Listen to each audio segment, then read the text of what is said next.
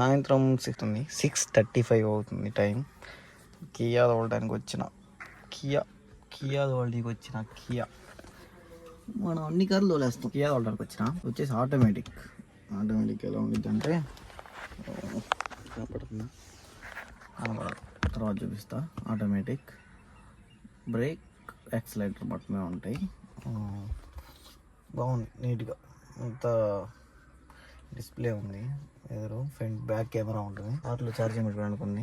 Charge లేదు ఫోన్లో, ఏం చేయాలి అని ఛార్జ్ పెట్టేసిన. నాకు తెలిసి ఇంకా కస్టమర్ రాలేదు, ఇంకా 10 నిమిషాలు పట్టొచ్చు అనుకుంటున్నా. ఇలాగ చెన్నైలో తోలుకుంటే ఒక్క రోజుకి మినిమం 1000 రూపీస్ తోలొచ్చు. 1000 రూపాయలు అయితే తోలొచ్చు మ్యాక్సిమం చెన్నైలో ఒక్క రోజుకి. దీంట్లో ఫుడ్ ఒక్కోసారి వాళ్ళు పెట్టిస్తారు బయటికి, కదా లేకపోతే మనం తినాలి. ఒక్కోసారి ఫుడ్ అయితే వాళ్ళు పెట్టించేస్తారు, లేదంటే మనం తినాలి. బండి అయితే ఆన్ చేశాను కదా, చూసారా? బండి ఆన్ చేశాను, అలా ఉంది ఫుల్గా లైటింగ్. ఇంకా తోలేటప్పుడు అయితే బాగా ఉంటుంది. ఇప్పుడు ఎందుకు ఆఫ్ చేశానంటే నాకు అలా ఇష్టం ఉండదు. ఏసీ వేసుకొని కూర్చొని వాళ్ళు వచ్చి మాట అంటే నాకు అది నచ్చదు, అందుకని ఆఫ్ చేసా.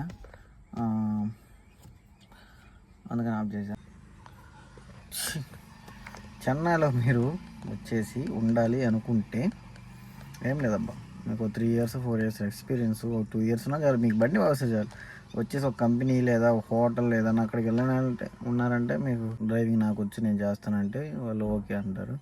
ఓకే అన్నప్పుడు సరే అని చెప్పి కొని మీకు డ్రైవింగ్ వచ్చితే వాళ్ళు తీసుకొని వాళ్ళు మీకు డ్రైవింగ్ నేర్పిస్తారు. మీకు పర్ఫెక్ట్గా వచ్చి ఉండాలి, అప్పుడే మిమ్మల్ని తీసుకుంటారు. మీ ఊర్లో ఒకవేళ పనులు లేకుండా ఉంటే చెన్నై వచ్చేసి భాషలే ఏముందండి బాబు, ముఖ్యంగాని భాష వచ్చి అందరూ America, Europe, Canada, Bali, Thailand అన్నీ వెళ్తున్నారు. ఏంటి భావం చాలు, డబ్బులు ఉంటే అక్కడికి తిరగచ్చు. చెన్నై వచ్చేసి ఒక 6000 రూమ్ రెంట్ ఉంటుంది, తీసుకొని శుభ్రంగా ఫ్యామిలీ అయితే వచ్చేసి ఎక్కడైనా ఎవరో ఒకరిని పట్టుకొని చిన్నగా, మీ తెలుగు వాళ్ళు ఎవరో ఒకరు ఉంటారు వాళ్ళని పట్టుకొని చిన్నగా ఒక రూమ్ రెంట్ తీసుకొని 3000 4000లో మీ హస్బెండ్ ఒక 20K వస్తే, లేడీస్ కూడా పనికి వెళ్తే ఒక 10K వస్తాయి. 30K అయితే అనుకోవచ్చు, 30,000 అయితే వచ్చేస్తాయి నెలకి.